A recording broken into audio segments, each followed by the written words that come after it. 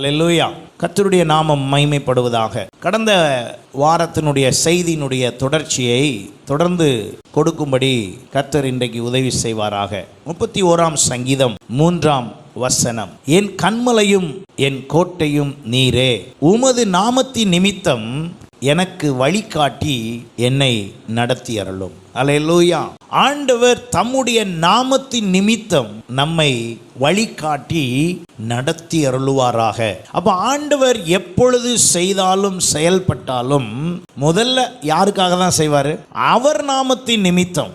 அவர் நாமத்தின் நிமித்தம் ஒன்றை செய்யும்போது அதற்கு நாம் ஒரு ஆப்ஷனலாக, அவருடைய நாமத்தின் நிமித்தம் அவர் அதை செய்யும்போது நாம அவருக்கு ஒரு ஆப்ஷனாக இருப்பது ரொம்ப நல்லது. எப்போதுமே ஒரு விஷயத்தை செய்யும்போது யார் அதற்கு சூட்டபிளான ஆளு, யாரை வச்சு அதை செய்யலாம் அப்படின்னு தேடுவோம். அப்ப தேடும்போது நமக்கு ஒரு முடிவு வரும். ஓகே, இந்த குடும்பத்தை நாம் வைத்து இந்த காரியத்தை செயல்படுத்தலாம், இந்த சகோதரரை பயன்படுத்தி நாம் இதை செய்யலாம், இந்த சகோதரியை பயன்படுத்தி இதை செய்யலாம் அப்படின்னு ஒரு முடிவு எடுப்போம். அந்த முடிவு எடுத்து அந்த நபர் மூலமாக அதை செய்ய என்ன செய்வோம்? பிரயாசப்படுவோம். அப்போ ஒரு ஆப்ஷனுக்கு ஒரு ஆள் தேவைப்படுது. அது போலதான் ஆண்டவர் இந்த பூமியில எதை செய்தாலும் நம்மளை ஒரு ஆப்ஷனா பயன்படுத்த விரும்புகிறார். அல்லேலூயா. நம்ம மூலமாக தான் செய்ய விரும்புகிறார். அவர் நேரடியாக எல்லாத்தையும் அப்படி செய்ய மாட்டார். நேரடியாக அவர் எதையும் கொண்டு போய் யாருக்கும் கொடுக்கறதும் இல்லை. யாருக்காவது ஒன்று கொடுக்குன்னா கூட அதுக்கு ஒரு ஆளை என்ன செய்யணும்? பயன்படுத்தணும். ஒரு முறை ஒரு சகோதரர் இப்படி ஜெபித்து கொண்டே இருந்தார். ஆண்டவரே, என்னுடைய தேவையெல்லாம் சந்தியும், என் தேவையெல்லாம் சந்தியும் அப்படின்னு ரொம்ப ஊக்கமாக ஜெபம் பண்ணாராம். ரொம்ப அதிகமாக ஜெபம் பண்ணாராம். ஜெபம் பண்ணிக்கிட்டே இருக்கும்போது ஒரு 2 வீடு தள்ளி ஒரு வீடு இருக்குது. அந்த வீட்டில் இவருக்கு அடிக்கடி சண்டை. யாருக்கு? இந்த ஜெபம் பண்ற ஆளுக்கு அந்த வீட்டுக்கும் சண்டை. ரோட்ல இவரை பார்த்தாலே மூஞ்ச திருப்பிட்டு போயிடுவார். அப்படி ஒரு நபர். அவர் ரட்சிக்கப்படாதவர். யாருன்னா 2 வீடு தள்ளி. ஆனா அவருக்கு அப்போ யார் மேலே நம்பிக்கை உண்டுன்னா இயேசு மேலே ஒரு நம்பிக்கை உண்டு. அவங்க சில பேர் இருக்காங்க தானே, எல்லா தெய்வத்தையும் என்ன செய்வாங்க? கூப்பிடுவாங்க, அப்போ ஜெபம் பண்ணிக்குவாங்க, எல்லாம் செஞ்சுக்குவாங்க, எல்லா இடத்துக்கும் போய்க்குவாங்க. அப்போ அது மாதிரி ஆள் யாருன்னா அவங்க. இவர் யாருன்னா ஆண்டவர் தவிர வேற யாரையும் நோக்கி பார்க்கிறவர் இல்லை. அப்படி ஜெபம் பண்ணிக்கிட்டு இருக்கும் போது திடீர்னு ஒரு நாள் காலையில இவருடைய தேவையை கர்த்தர் சந்திக்கும் விதமாக அவர் என்ன பண்ணாராம்? ஜெபம் பண்ணிக்கிட்டு இருக்கும்போது காலையில் பெல் அடிச்சிருக்குது. உடனே இவர் கதவை திறந்து பார்த்துருக்கிறார். கதவை திறந்து பார்த்து அந்த சண்டைக்காரர் நிற்கார். யார் நிற்கா? ஆமாம், இவர் சண்டை போடுவாரಲ್ಲ அவர் நிற்கிறாரு. கையில் ஒரு பை வச்சிருக்கிறார். அவர் சொன்னாராம், நீங்க ஜெபம் பண்ண உங்க ஆண்டவர் இதை உங்கள்கிட்ட கொடுக்க சொல்லி சொன்னாரு. இவர் வாங்கல. நீ எனக்கு யாரு? சண்டைக்காரன். நான் எப்படி ஓண்ட வாங்க? அதெல்லாம் என்கிட்ட ஒன்றும் சொல்லலை ஓண்ட வாங்க சொல்லி, அதனால எனக்கு வேண்டான்னு அனுப்பிட்டாராம். இவர் அந்த நபர் வீட்டுக்கு போயிட்டாரு. வீட்டுக்கு போனோடனே இவர் மறுபடியும் அன்னைக்கு உபவாசம் பண்ணி ஜெபம் பண்றாரு. என்ன ஜெபம் பண்றாரு? ஆண்டவரே, நான் உங்கள்கிட்ட கேட்டா நீர் யார்கிட்ட கொடுத்து விடுறீரு சொல்லுங்க? ஏன் சண்டைக்காரன்டவளை கொடுத்து விடுறீரு அப்படின்னு கேட்டா ஆண்டவர் சொன்னாராம், எப்ப எங்க வா, சர்ச்சுக்கு வர்ற உன் ஆள்கிட்ட நிறைய பேர்ட்ட சொல்லி பார்த்தேன், யாரும் என் பேச்சு கேட்கல. எனக்கு கீழ்ப்படுகிற ஆள் மூலமா தான் நான் என்ன செய்ய முடியும்? செய்ய முடியும். ஏன் நான் எதை செய்யணும்னு நினைக்கணும் அதுக்கு ஒத்து வர ஆளை வச்சுதான் நான் என்ன செய்ய முடியும்? செய்ய முடியும். இந்த ஏரியாவில் உன் சண்டைக்காரன் மட்டும்தான் எனக்கு என்ன பண்ணியிருக்கான்? சொல்ற புரியுதா இல்லையா? அவன் மட்டும்தான் என் பேச்சு கேட்டிருக்கான். நான் அவன் ஒரு நாள் இயேசுவேன்னா இங்க வா, உனக்கு ஒரு ஆலோசனை சொல்லுதேன், நேராக இந்த அமௌண்ட்டை கொண்டு யார்கிட்ட கொடு, இங்கே கொடு, உன் காரியம்லாம் நல்லா போயிரும்னு சொன்னேன். அவன் அதனால அமௌண்ட்டை தூக்கிட்டு வந்திருக்கான், நீ அதனால வாங்கி தான் ஆகணும் அப்படின்னு. அப்புறம் மறுநாள் திரும்ப அவர் வந்தாராம், வாங்கினாங்களாம். அன்னையிலேருந்து 2 பேரும் என்ன ஆயிட்டாங்க? நட்பு ஆயிட்டாங்க. ஆனால் விஷயம் என்ன அப்படின்னா, ஆண்டவர் தம்முடைய நாமத்தின் நிமித்தம் நம்ம யாரும் வேலை செய்யாட்டாலும் ஒத்து வராட்டாலும் அவர் யாரையாவது வச்சாது அவர் வேலையை செய்து முடிப்பார். அல்லேலூயா. வாய்ப்பு இருக்கும் போது கூப்பிடும்போது நம்மளாவே என்ன பண்ணிக்கணும்? நினைஞ்சிக்கணும், செயல்படணும். செய்ய விடாம தடுத்தாலும் செய்யணும். ஆமென். ஆமா. ஐயோ இதனால இப்படி ஆயிருமோ ஒன்றும் யோசிக்கப்படாது. என்ன ஆனாலும் பரவாயில்ல, தேவனுடைய ராஜ்யத்துக்காக எல்லாத்தையும் செய்யணும். யாரும் செய்ய மாட்டேன் அப்படின்னு ஒதுங்கலாம் கூடாது. ஆமென். ஏன் தெரியுமா? அவர் நாமத்துக்காக தான் செய்றீங்க. யார் தப்பா நினைச்சா நமக்கு என்ன? யார் எப்படி நினைச்சா நமக்கு என்ன? அதை பத்தி கவலை இல்லை. ஆமென். எத்தனை பேர் நான் சொல்றதை புரிஞ்சு கொள்றீங்க? கர்த்தர் நாம மகிமைக்காக உன்னை செய்யணும்னா சில நேரம் சிலர் மேல பகை தான் வருதுன்னா வந்துட்டு போகுது. அதனாலதான் சொல்றாரு, நான் சத்தியத்தை சொல்லி என்ன ஆயிட்டேன்? சத்துருவாயிட்டேன். கர்த்தர் நாமத்தை மகிமைப்படுத்துறதுக்காக எது குறுக்க வந்தாலும் சரி, எதை பத்தியும் கவலைப்பட போறதே இல்லை. அல்லேலூயா. ஏன்னா நம்ம நோக்கம் ஃபுல்லா என்னவா தான் இருக்கணும்? அவரை மகிமைப்படுத்த. அல்லேலூயா. அவர் நாமம் மகிமைப்படுதா? அப்ப அவர் நாமம், அவருடைய நாமத்தின் நிமித்தம் அவர் என்ன செய்றாரு?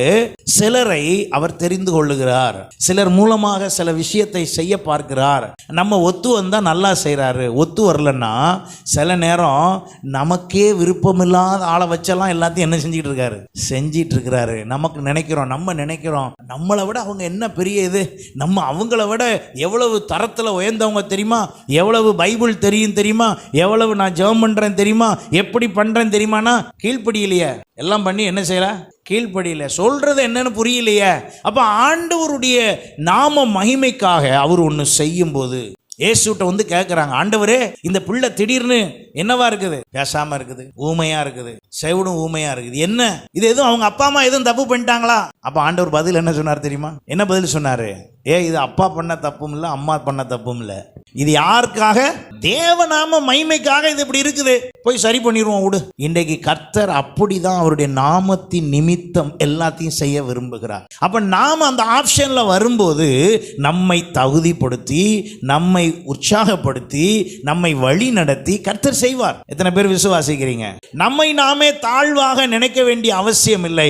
காரணம், அவர் நாமத்தின் நிமித்தம் தான் அதை செய்கிறோமே ஒழிய நம்மளா போய் என்ன சொல்ல, வாலண்டியரா நம்மளா போய் ஒரு, அந்த வார்த்தை டக்குன்னு வர மாட்டேத சொல்றேன், நம்மளா போய் துணிகரமா போய் எதையும் என்ன செய்யல, துணிகரமா போய் நம்ம எதையும் செய்யல. கர்த்தர் நாம மகிமைக்காக. ஹல்லேலூயா, ஹல்லேலூயா. ஆமா, நல்ல ஒரு விஷயத்தை புரிஞ்சுக்கோங்க. இந்த கர்த்தர் நாம மகிமைப்படுற இடத்துல சாத்தானின் தந்திரம் எப்படி இருக்கும்னா, நீங்க நினைக்கிற மாதிரி திங்கு ஜிங்குன்னு ஆடிட்டுலாம் வராது. நீங்க நினைக்கிற மாதிரி வித்தியாசமான ஒரு ஆள் மூலமா வராது. அது நமக்குள்ளேயே நம்ம யார் ஒத்து போறோமோ அவங்க மூலமா வேலை செஞ்சு கூட கர்த்தர் நாமத்தை மகிமைப்படுத்த விடாம தடையாகி போயிடும். ஆனா கர்த்தர் தம்முடைய நாமத்தின் நிமித்தம் எல்லாத்தையும் செய்ய விரும்புகிறார். அதைத்தான் நம்ம கடந்த வாரத்திலே அவருடைய நாமத்தின் நிமித்தம் தம்முடைய ஜனங்களை கைவிடுவதில்லை, தம்முடைய நாமத்தின் நிமித்தம் நீதியின் பாதையில் நடத்துகிறார், தம்முடைய நாமத்தின் நிமித்தம் நம்முடைய பாவங்களை என்ன செய்கிறார்?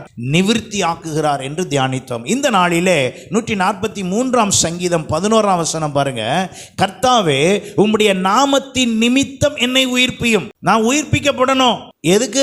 அவருடைய நாமத்தின் நிமித்தம். உம்முடைய நாமத்தின் நிமித்தம் என்னை உயிர்ப்பியும், உம்முடைய நீதியின்படி என் ஆத்துமாவை இடுக்கத்திற்கு நீங்களாக்கிவிடும். தாவீது தன்னுடைய அனுபவத்தில் இருந்து அவர் சொல்லும் போது இவ்விதமாய் சொல்லுகிறார், உம்முடைய நாமத்தின் நிமித்தம். ஹல்லேலூயா. உம்முடைய நாமத்தின் நிமித்தம் என்ன செய்யும்? உயிர்ப்பியும். உயிர்ப்பிக்கிறதுனா அர்த்தம் என்ன?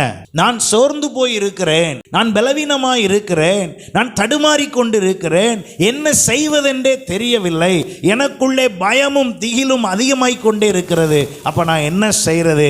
நான் உயிர்ப்பிக்கப்பட வேண்டும். ஹல்லேலூயா. உயிர்ப்பித்தலுக்கு எதிர்ப்பதம் என்னவென்றால் மரணம். ஒரு மரணத்தன்மையை போல, இழந்ததை போல, பாவம் செய்து எல்லாரும் தேவ மகிமையை என்ன செய்தார்கள்? இழந்து போனார்கள். கர்த்தர் உயிர்ப்பிக்கிறார். அவருக்கு பேரே உயிர்ப்பிக்கிற ஆவியானவர். ஆமென். அவருடைய பேர் என்னதுங்க? உயிர்ப்பிக்கிற ஆவியானவர். அப்ப நம்ம ஒவ்வொருவருடைய வாழ்க்கையிலையும் அவர் நம்மை உயிர்ப்பிக்க வேண்டும். 80 சங்கீதம் 18 வசனத்தில் அவர் சொல்றார் பாருங்க, உம்மை விட்டு பின்வாங்க மாட்டோம். முந்தின வசனத்திலிருந்து வாசிங்க, 17 வசனத்திலிருந்து. உமது கரம் உமது வலது பாரிசத்து புருஷன் மீதிலும் உமக்கு நீர் திடப்படுத்தின மனுஷர் மீதிலும் இருப்பதாக. அப்பொழுது உம்மை விட்டு பின்வாங்க மாட்டோம், எங்களை என்ன செய்யும்? உயிர்ப்பியும். அப்பொழுது உமது நாமத்தை தொழுது கொள்வோம். ஹல்லேலூயா. அப்ப ஆண்டவர்கிட்ட சொல்லும்போது ஏன் அப்படி சொல்ல வேண்டியது இருக்குதுன்னா, என்னை உயிர்ப்பிக்கிறவர் அவரே. ஹல்லேலூயா. என்னை உயிர்ப்பிக்கும் கர்த்தர் அவரே. 119 சங்கீதம் 37 வசனத்தில், மாயையை பாராதபடி நீர் என் கண்களை விலக்கி உமது வழிகளில் என்னை உயிர்ப்பியும். என்ன சொல்றாரு? உங்க வழியில என்ன உயிர்ப்பிங்க. அப்ப நல்லா கவனிங்க, நாம மரண வாசனையில இருக்கிற நம்மை கர்த்தர் உயிர்ப்பிக்கிறவராய் இருக்கிறார். ஹல்லேலூயா. மரணத்தின் சாயலில் இருக்கிற நம்மை கர்த்தர் உயிர்த்தெழுதலின் சாயலுக்குள் நம்மை கொண்டு வந்து உயிர்ப்பிக்க விரும்புகிறார். எத்தனை பேர் உயிர்ப்பிக்கப்பட விரும்புறீங்க? ஹல்லேலூயா. நாம் அனுதினமும் என்ன செய்யப்படணும்? உயிர்ப்பிக்கப்படணும். எதுக்காக?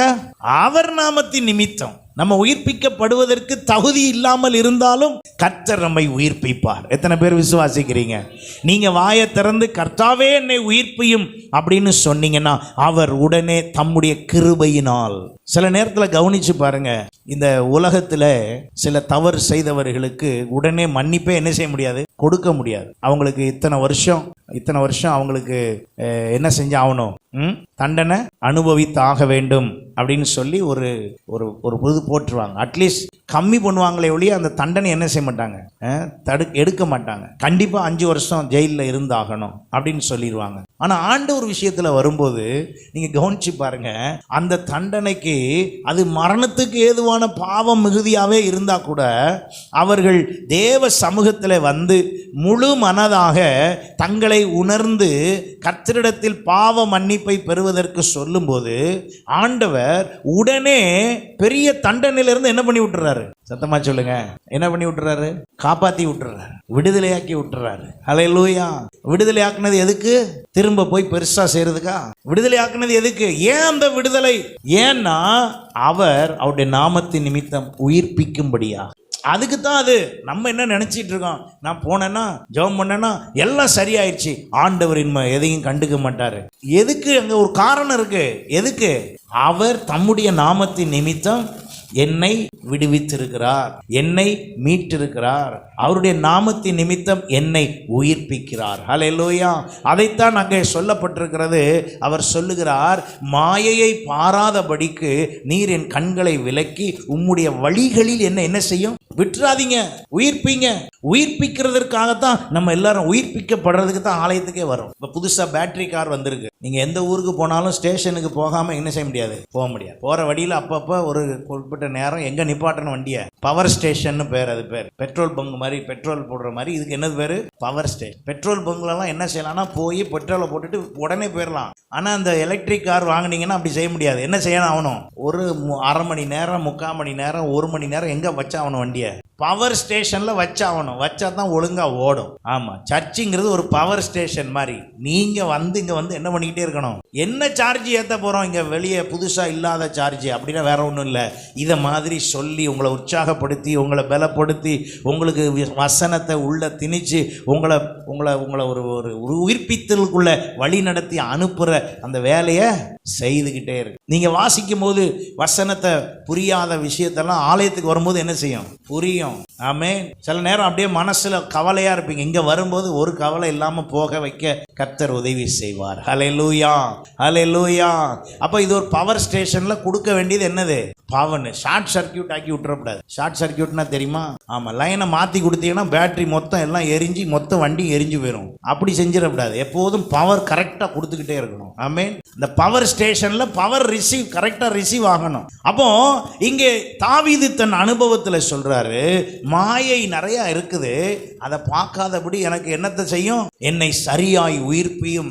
அதே 119 சங்கீதம் 107 வசனத்துல பாருங்க, நான் மிகவும் உபத்திரவப்படுகிறேன், கர்த்தாவே உம்முடைய வசனத்தின்படியே என்னை உயிர்ப்பியும். அப்ப எப்படி என்னைய உயிர்ப்பிக்க முடியும் அப்படின்னு சொன்னா அவருடைய வசனத்தின் மூலமா தான் உயிர்ப்பிக்க முடியும். நமக்கு வேற ஒன்றும் கிடையாது. அல்லேலூயா.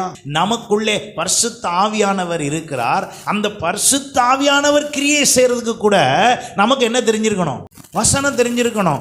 நீங்கள் உங்களுக்குள் இருக்கிற பரிசுத்த ஆவியானவர் உங்களை சரியா சகல சத்தியத்துக்குள்ள நடத்தணும்னா நீங்க எதோட கனெக்ட்ல இருக்கணும், வசனத்துல கனெக்ட்ல இருந்தாதான் உங்களுக்குள்ள இருக்கிற ஆவியானவர் அந்த வசனத்தை உங்களுக்குள்ளே உணர்த்தி உங்களை வழி நடத்துவார். அல்லேலூயா. அப்ப அவருடைய நாமத்தின் நிமித்தம் என்னை உயிர்ப்பிக்க அவர் விரும்புகிறார். இப்ப நான் எவ்வளவு உயிர்ப்பிக்கப்பட்டிருக்கேன்னு கவனிங்க. நம்ம எல்லாருமே எவ்வளவு தூரம் உயிர்ப்பிக்கப்பட்டிருக்கிறோம். நாம ரட்சிக்கப்பட்ட நாளில் இருந்து இவ்வளோ நாளில் எவ்வளோ உயிர்ப்பிக்கப்பட்டிருக்கோம். உங்கள்கிட்ட அந்த கேள்வியை கேட்டால் நீங்கள் என்ன சொல்வீங்க? நம்ம எல்லாரும் அந்த உயிர்ப்பிக்கப்படுதலுக்குள்ளே வந்திருக்கிறோமா? ஆகையினால தான் ரோமர் 6ஆம் அதிகாரத்தில் அடிக்கடி நாம் ஞான ஸ்நானத்துக்காக அந்த வசனத்தை வாசிப்பது உண்டு. 5ஆம் வசனம் பாருங்க, அவருடைய மரணத்தின் சாயலில் நாம் இணைக்கப்பட்டவர்கள் ஆனால் அவர் உயிர்த்தெழுதலின் சாயலிலும் இணைக்கப்பட்டிருக்கிறோம். அவருடைய உயிர்த்தெழுதலின் சாயல் 8ஆம் வசனம் பாருங்க, கிறிஸ்துவுடனே கூட நாம் மரித்தோமானால் அவருடனே கூட பிழைத்தும் இருப்போம். கிறிஸ்துவுடனே கூட மரித்தோமானால், கிறிஸ்து பாவத்தை மீட்கும்படி மரித்தார். நாம் எதற்காக மரிக்க வேண்டும்? பாவத்தை நம்மளை விட்டு அகற்றுறதுக்காக என்ன செய்யணும்? நாம் மரிக்க வேண்டும். மரிக்க வேண்டும்னா இந்த வெளியே கவனிக்கிற சாவு இல்லை, அந்த மரணம் இல்லை. மரிக்க வேண்டும் என்றால் நம்முடைய சிந்தையிலிருந்து அதை என்ன செய்யணும்? அகற்ற வேண்டும், எடுக்க வேண்டும். அது அங்கே இருக்கக்கூடாது. அப்ப நான் உயிர்ப்பிக்கப்படுதலுக்கு எது முக்கியமாய் உதவுகிறது என்று சொன்னால், கர்த்தருடைய வசனம் எனக்கு உதவி. அப்ப ஆண்டவர் இன்றைக்கு என்னை அவருடைய வசனத்தினால் அவர் என்னை உயிர்ப்பிக்கிறார். அல்லேலூயா, அல்லேலூயா.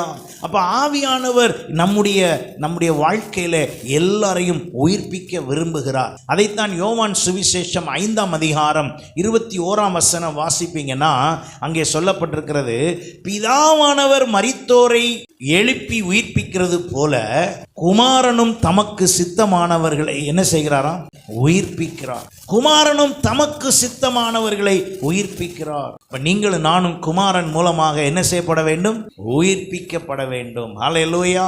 அப்ப நாம் எல்லாருமே ஆகையினாலதான் பரிசுத்த ஆவியானவரோடு நம்முடைய ஆவி கனெக்ட் ஆகி இருக்கும் என்றால், அதே யோவான் 6:63 சொல்லுகிறது, ஆவியே உயிர்ப்பிக்கிறது, மாம்சமானது ஒன்றுக்கும் உதவாது. மாம்சம் ஒன்றுக்கும் உதவாது. ஆனால் அதுக்கு மட்டும் மேக்கப் அதிகமாக இருக்குது, அதுக்கு மட்டும் கவனம் அதிகமாக இருக்குது, எக்ஸசைஸ் அதிகமாக இருக்குது, அதுக்குரிய சாப்பாடு அதிகமாக இருக்குது, அதுக்கு என்னெல்லாம் கொடுக்கணுமோ எல்லாம் கொடுத்து பேலன்ஸ் டயட்டுன்றாங்க. அப்புறம் என்னெல்லாமோ டயட்டெல்லாம் சொல்கிறாங்க. சரியாக இத்தனை மணிக்கு என்ன குடிக்கணும்?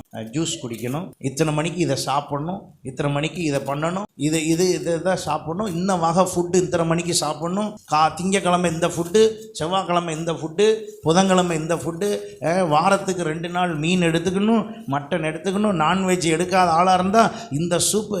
எதுக்குங்க?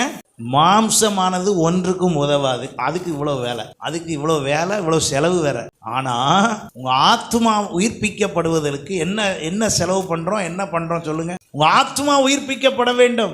மாம்சத்தை பேணி காத்து விட்டு ஆத்மாவை விட்டுட்டோன்னா அதனால ஒரு லாபமும் ஒரு பிரயோஜனமும் இல்லை. முக்கியம் அப்போ என்னது? ஆத்மா. ஆகையினால தான் சொல்லுகிறது, ஆவியே உயிர்ப்பிக்கிறது, மாம்சமானது ஒன்றுக்கும் உதவாது. நான் உங்களுக்கு சொல்லுகிற வசனங்கள் ஆவியும் ஜீவனுமாய் இருக்கிறது. ஹல்லேலூயா. இந்த வசனத்தின் மூலமாக அவருடைய நாமத்தின் நிமித்தம் எனக்குள்ளே ஒரு உயிர்ப்பித்தல் உண்டாயிருக்கிறது. அப்ப இந்த ஆவியிலே நான் உயிர்ப்பிக்கப்படுவதற்கு ரோமர் 8:11 சொல்லுகிறது, அன்றியும் இயேசுவை மரித்தோரிலிருந்து எழுப்பினவருடைய ஆவி உங்களில் வாசமாயிருந்தால். அப்ப இந்த ஆவி, என்னுடைய ஆவியை நான் என்ன செய்யணும்? அவர் உயிர்ப்பிக்கிறதற்கு கனெக்ட் பண்ணவே. கிறிஸ்துவை மரித்தோரிலிருந்து எழுப்பினவர் உங்களில் வாசமாய் இருக்கிற தம்முடைய ஆவியினாலே சாவுக்கு ஏதுவான உங்கள் சரீரங்களை என்ன செய்வார்? உயிர்ப்பிப்பார். ஹல்லேலூயா. அப்ப இந்த சரீரம் ஒரு குறிப்பிட்ட காலம் வரைக்கும் வாழ வேண்டியது இருக்குதுன்னா அதையும் யார் பார்த்துக்குவாமா? அவரே பார்த்து கொள்வார். ஹல்லேலூயா. அப்ப ஆவியினாலே சாவுக்கு எதுவான உங்கள் சரீரங்களை என்ன செய்யணுமா? உயிர்ப்பிக்க வேண்டும். அப்ப இந்த சரீரம் மரணத்துக்கு நேரான வேலையை செய்து, அப்ப என் ஆவி என்ன செய்யணும்? சாவுக்கு ஏதுவான இந்த சரீரத்தை என்னுடைய ஆவியினாலே நான் என்ன செய்ய வைக்கணும்? உயிர்ப்பிக்க வைக்கணும். அப்ப என் ஆவி, ஆத்மா, சரீரம் மூணும் என்ன செய்யணும்? உயிர்ப்பிக்கப்படணும். எத்தனை பேர் அதை விசுவாசிக்கிறீங்க? அல்லேலூயா.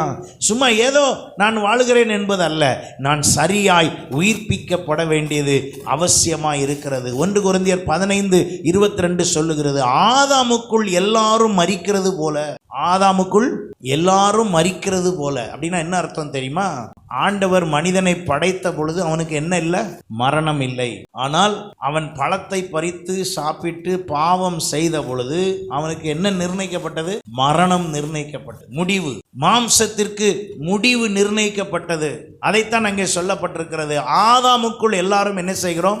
மரிக்கிறது போல கிறிஸ்துவுக்குள் எல்லாரும் உயிர்ப்பிக்கப்படுவார்கள். 1 கொரிந்தியர் 15:22. கிறிஸ்துவுக்குள் எல்லாரும் உயிர்ப்பிக்கப்படுவார்கள். அவனவன் தன் வரிசையில் என்ன செய்வான்? உயிர்ப்பிக்கப்படுவான். முதற் பலனானவர் கிறிஸ்து, பின்பு அவர் வருகையில் அவருடையவர்கள் உயிர்ப்பிக்கப்படுவார்கள். இது என்ன உயிர்ப்பிப்பு என்றால், இது நான் மரித்த பிறகு கர்த்தராகிய இயேசு கிறிஸ்து வரும் பொழுது நான் உயிர்ப்பிக்கப்படுதல். நம்ம ஏன் மரித்த உடனே சடலத்தை புதைக்கிறோம், எரிப்பதில்லை என்று சொன்னால், இந்த வசனத்தை நாம் விசுவாசிக்கிறதுனால. என்ன விசுவாசிக்கிறோம்? ஒரு நாளிலே அவர் வரும் பொழுது நாம் என்ன செய்வோம்? உயிர்ப்பிக்கப்படுவோம். இப்போ அந்த உயிர்ப்பிப்பு அது மரணம் அடைந்து இந்த சரீரம் உள்ளே அடக்கம் பண்ணப்பட்ட பிறகு அந்த உயிர்த்தெழுதல் நடக்கும். அது நமக்கு மகிமையின் சரீரமாக வெளிப்படும். அதை விசுவாசிக்க நாம் எல்லாரும் வசனத்தின்படி விசுவாசிக்க வேண்டும். ஹல்லேலூயா. உடனே யோசிக்க கூடாது, அன்னைக்கு எலும்பெல்லாம் எங்க கிடக்கும் தெரியலையே, என்ன நிலைமையில கிடக்கும் தெரியலையே, இவங்க பத்திரமா வச்சிருந்தாங்களான்னு தெரியலையே, எந்த யோசனையும் வேண்டாம். அது வேலையை பார்க்கும். வசனம் சொல்லுகிறது, தண்ணி கூட தன்னிடத்தில் மரித்தவன் என்ன செய்யுமா? ஒப்புவிக்கும், கணக்கு ஒப்புவிக்கும். தீ தன்னிடத்தில் இருந்தவனை ஒப்புவிக்குமா? எல்லாமே அது ஒப்புவிக்குமா? கரெக்டா ஒப்புவிக்குமா? அப்போ அதனால அதை பத்தி கவலைப்பட வேண்டாம். ஆனா ஏன் கவனம் ஃபுல்லா எப்படி இருக்கணும்னா, நான் ஒழுங்கா உயிர் தெழணும். ஏன் கவனம் என்ன இருக்கணும்? ஆமா, எலும்பு எங்க கிடைக்கலாம் எங்க கிடக்குலாம் யோசிக்கப்படாது. உயிர் தெழணும்னா, அதுக்கு உயிர் தெழணும்னா இப்போ நான் உயிர்ப்பிக்கப்பட்டிருக்கணும். எத்தனை பேருக்கு நான் புரியுது நான் சொல்றது? இப்போ நான் என் ஆவியில ஒழுங்கா உயிர்ப்பிக்கப்பட்டிருந்தா தான் என் மரணம் வந்து என் சரீரம் புதைக்கப்பட்டிருக்கிற வேளையில கர்த்தருடைய வருகை இருக்கும்போது அது ஒழுங்கா என்ன செய்யும்? உயிர்த்தெழும். இன்று உயிர்ப்பிக்கப்படாதவர்கள் உயிர்த்தெழுதலில் பங்கடையவே முடியாது. அந்தப்படியே முந்தின மனுஷனாகிய ஆதாம் ஜீவ ஆத்துமாவானான் என்று எழுதியிருக்கிறபடி பிந்தின ஆதாம் உயிர்ப்பிக்கிற ஆவியான. அப்போ இயேசு கிறிஸ்துவின் மூலமாக இந்த உயிர்ப்பிப்பு நமக்கு கொடுக்கப்பட்டிருக்கிறது. அந்த உயிர்த்தெழுதலின் மூலமாக அவர் நம்மை உயிர்ப்பிக்கிறவராய் இருக்கிறார். ஹல்லேலூயா. எப்படிப்பட்ட உயிர்ப்பிப்பை அல்லது உயிர்ப்பிக்கிறார் என்று சொன்னால், எபேசியர் 2:1 சொல்லுகிறது, அக்கிரமங்களினாலும் பாவங்களினாலும் மரித்தவர்களாய் இருந்த உங்களை உயிர்ப்பிப்பார். அப்ப இன்றைக்கு ஏன் கவனம் ஃபுல்லா எதுல இருக்கிறது? எதுல இருக்கணும்? நான் உயிர்த்தெழ அல்லது உயிர்ப்பிக்கப்பட வேண்டும். என்ன செய்யணுங்க? உயிர்ப்பிக்கப்படணும். பாவம் மரணத்தை கொடுக்கிறது. மரணத்தில் வீழ்ந்திருக்கிற மனுஷனை ஆவியானவர் உயிர்ப்பிக்கிறார். அப்ப இப்ப என் கவனம், நான் உயிர்ப்பிக்கப்பட்டிருக்கிறேனா? அல்லேலூயா. அந்த உயிர்ப்பிப்பை கூட அவர் நாமத்தின் நிமித்தம் செய்கிறபடினால் தைரியமாய் அவரண்டை வருவோம். எப்படி நான் செய்வது? என் அக்கிரமம் பெருசா இருக்க, என் பாவம் பெருசா இருக்க, நான் எப்படி செய்வது?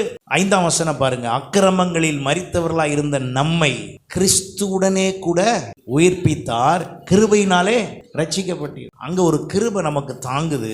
ஆகையினாலே சுலபமாக நம்ம அங்கிருந்து என்ன செஞ்சிடலாம்? உயிர்ப்பிக்கப்பட்டு விடலாம். அல்லேலூயா.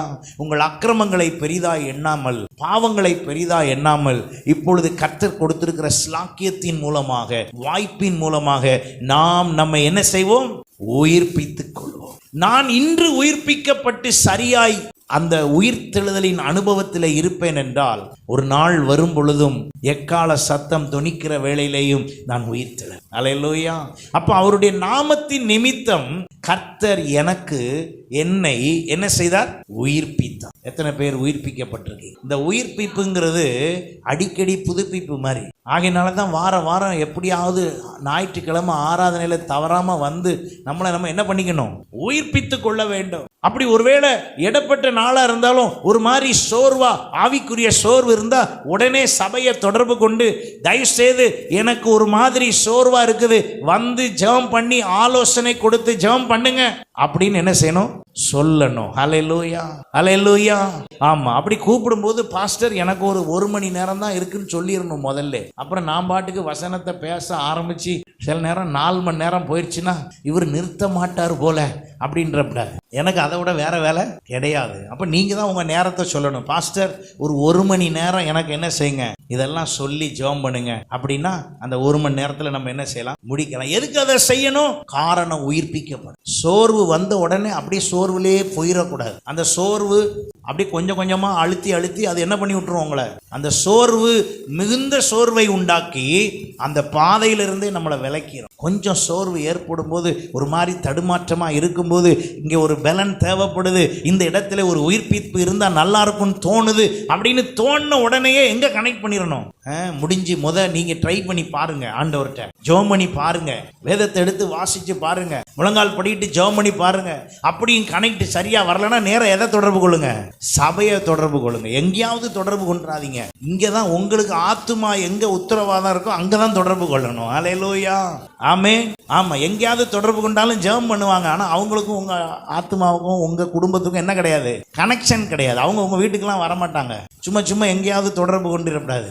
சபையை தொடர்பு கொண்டு உடனே ஆவிக்குரிய உயிர்ப்பிப்பை பெற்றுக்கொள்ள. அல்லேலூயா. இங்க வர்ற எல்லா குடும்பத்தை பற்றி எனக்கு நல்லா தெரியும். உங்களுடைய ஆவிக்குரிய நிலை என்ன, உங்க குடும்பத்தினுடைய நிலை என்ன, உங்களுடைய வருமானம் என்ன, உங்களுடைய குடும்பத்தினுடைய பழக்க வழக்கம் என்ன, எல்லாம் எனக்கு தெரியும். அப்ப நான் அதுக்கு ஏற்றபடி வந்து உங்களோடு அமர்ந்திருந்து நாங்க உங்கள்கிட்ட வந்து ஜெபம் பண்ணி உங்களை உயிர்ப்பிக்க கர்த்தர் உதவி செய்வார். ஹல்லேலூயா. அது எப்பேற்பட்ட பிரச்சனையா இருந்தாலும் கர்த்தர் அதை சரி பண்ணி கொடுப்பார். ஓகே, அடுத்தபடியாக எசேக்கியேல் 20ஆம் அதிகாரம் 9ஆம் வசனம் பாருங்க. ஆகிலும் நான் என்னை இவர்களுக்கு வெளிப்படுத்தி இவர்களுக்கு முன்பாக என் நாமம் பரிசுத்த குலைச்சல் ஆகாதபடிக்கு இவர்களை எகிப்து தேசத்திலிருந்து புறப்பட பண்ணி என் நாமத்தின் நிமித்தம் கிருபை செய்தேன். ஆண்டவர் நம் மீது கிருபை அளிப்பது கூட எது நிமித்தமா தான்? அவருடைய நாமத்தின் நிமித்தம். ஏன் அவர் கிருபை தரணும்? ஏனென்றால் நம்மை படைத்து விட்டார். நம்மை படைத்த தேவன் நம் மீது அன்பு கூர்ந்து இருக்கிறார். ஹல்லேலூயா. நிறைய நேரம் கவனிச்சீங்கன்னா அதனாலதான் வசனம் சொல்லுகிறது, நீங்கள் அவரை தேடல, நம்ம யாரும் அவரை தேடி போலையா, அவர் தான் நம்மளை தேடி வந்தாரா. ஏன் அவர் நம்மளை தேடி வர வேண்டும் என்றால், படைச்சிட்டேன், ட்ரை பண்ணி பார்ப்போம். நிறைய பேருக்கு வாய்ப்பு கொடுக்கப்பட்டு கொண்டே இருக்குதுங்க. சில பேருக்கு சிறு பிள்ளையிலிருந்தே கொடுக்கப்படுது. இன்னைக்கு இந்தியாவை ஆண்டு கொண்டிருக்கிற இப்பொழுது இருக்கிற ஆட்சியாளர்கள்ல முக்காவாசி பேர் எங்க படிச்சவங்க தான், கிறிஸ்தவ பள்ளிக்கூடத்துல படிச்சவங்க தான். ஆனா யாருக்கு எதிராக இருக்காங்க?